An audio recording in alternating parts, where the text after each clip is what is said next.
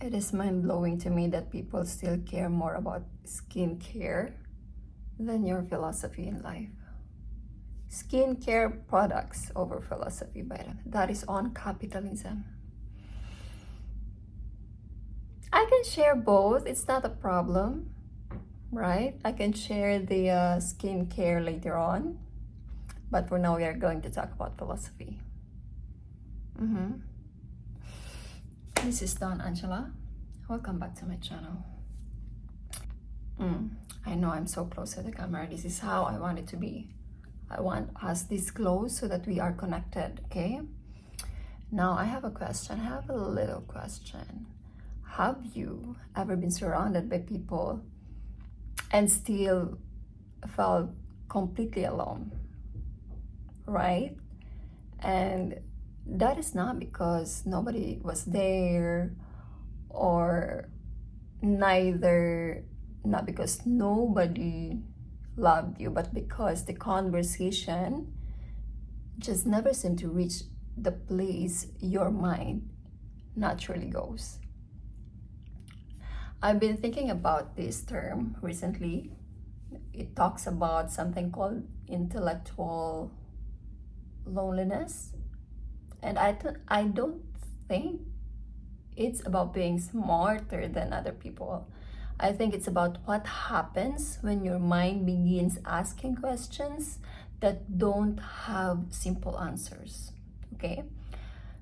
For example, questions about life, God, identity, freedom, meaning, suffering, right? And suddenly, the conversations around you start feeling different. Different, not in a way that it is wrong, but simply incomplete. Okay? In my experience, there was a season where I completely disappeared.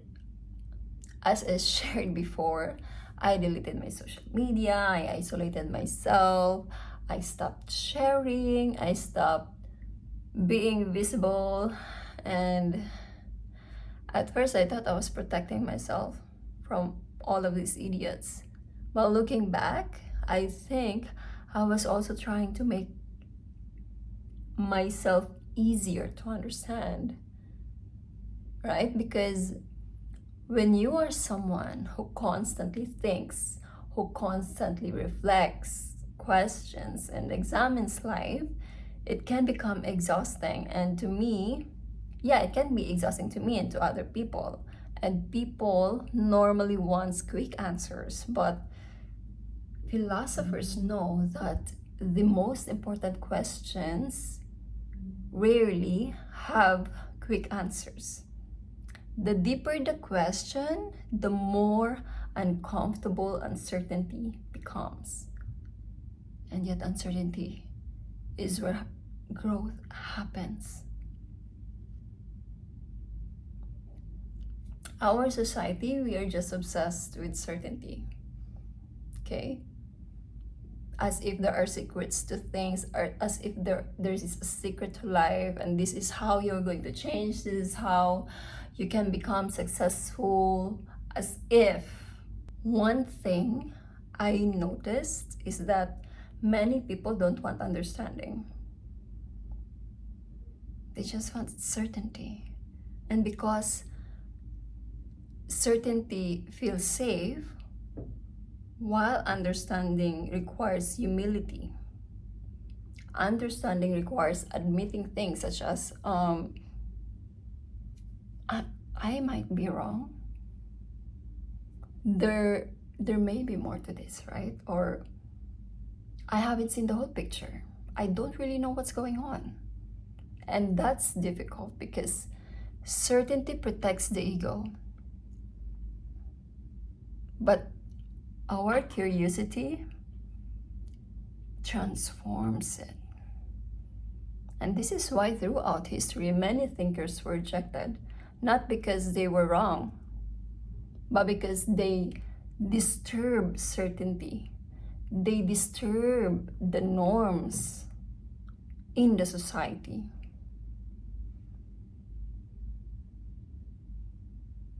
And the term itself, intellectual loneliness, it says something important, which is few people can tolerate complexity. And honestly, I understand why. Because complexity is tiring. It's easier to divide people, you know? It's easier to divide everything into good or bad, right and wrong, black and white, us and them. But life doesn't work that way. This is why there is yellow in between black and white. People are naturally contradictory. Relationships are contradictory. Even we are contradictory. One day we are confident, the next day we are afraid. We can be strong today and then tomorrow we are feeling weak. The next moment we are just broken, completely broken. And as someone who studies philosophy, I've come into appreciation of contradiction. I'm liking contradiction more and more. Not as a failure, but as a part of a human being, because it is us. We are contradiction. We are contradicting. And which philosopher we can talk about here? Yeah, Hegel. Hegel is fascinating about this because he understood something that many people resist, and that is contradiction. That contradiction isn't always a problem to solve because it is the engine of transformation. Sometimes the reason your life feels confusing is because you are becoming something new, and the old version of you no longer fits certain rooms. I don't know why every time I vlog, my friend has an emergency.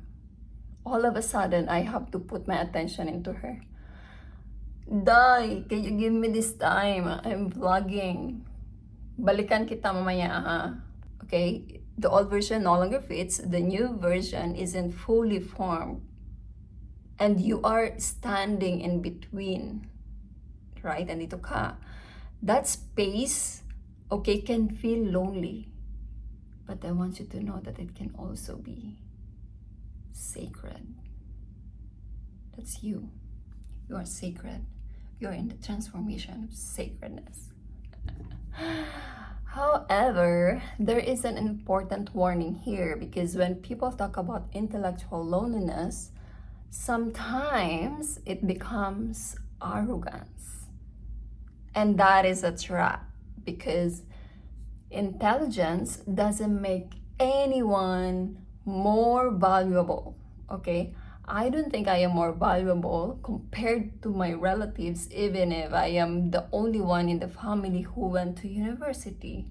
I think they have more valuable life because of their experiences, okay? Education doesn't make anyone more human. A university degree doesn't make someone wiser than any grandmother who has survived unimaginable hardships. My grandmothers. Because wisdom comes in many forms. Some don't understand philosophy. Some loves it. Others understand sacrifice. Others understand faith. I don't understand faith. Right? The goal isn't to find people who know everything. The goal is to find people who are still open. People who are still curious. People who are still learning, thinking, questioning. Girl, question everything. Question everything. What I learned though is that the older I get, the more I don't give a fuck. No, that's not how I want to say it. Hold on. The older I get, the less interested I am in being understood by anyone. by everyone. And the more interested I am in finding my people, the people that I can connect with, not people who agree with everything I say, okay? However, I am more interested to people who can speak up with their truest self, even if whatever that comes out into their mind, their heart, their soul bothers the society. People who can disagree without attacking. People who can wonder without rushing. And people who can say, I don't know. I don't have answers right now. And not feel threatened by that. Diba? I don't know. I don't have answers. I don't know, okay? Can you try saying that? I don't know. I don't know.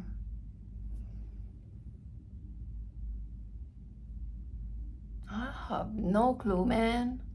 I remember a conversation I had years ago with a retired teacher. She was telling me about one of her former students during one of her class, where she asked the student a question and the student replied, I don't know. And that teacher told me that she didn't like that answer. She said, I'd rather you stay silent than tell me you don't know. That is embarrassing. And at that time, the story didn't bother me. I simply listened to that story and moved on.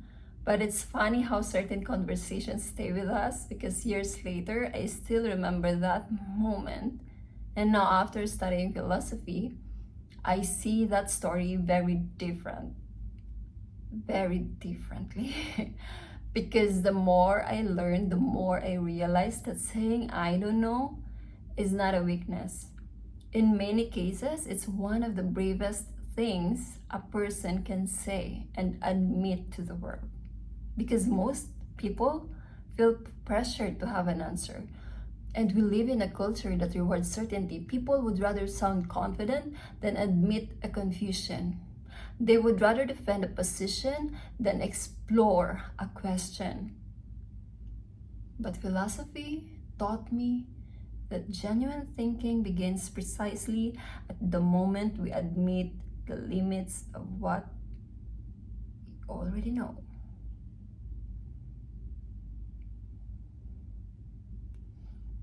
Okay, I'm crazy.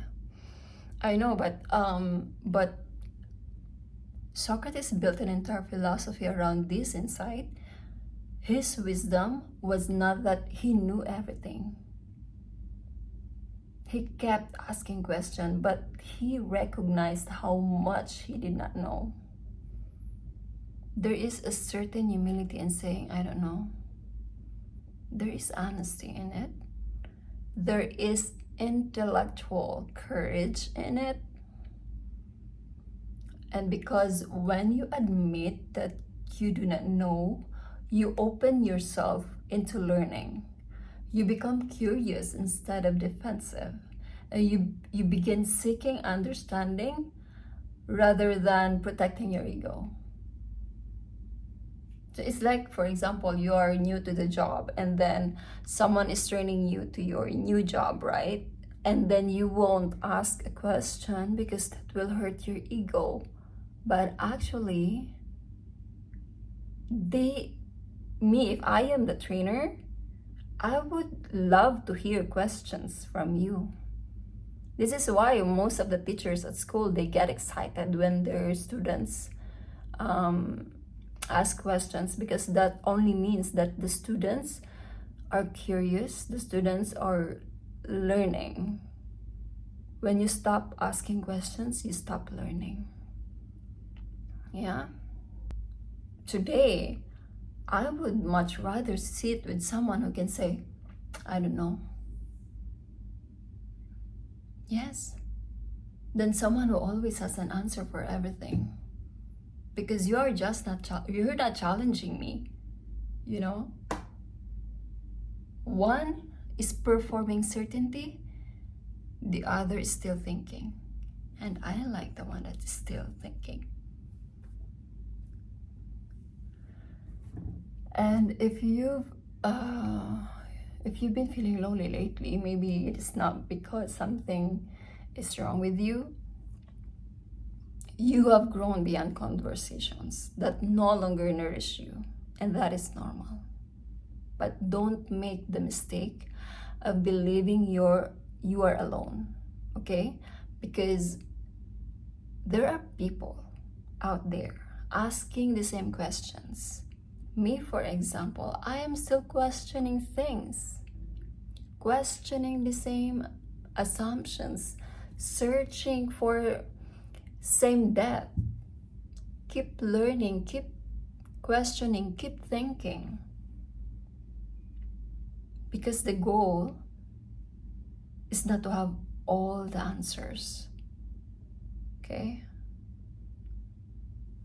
The goal is to remain awake enough to keep asking meaningful questions.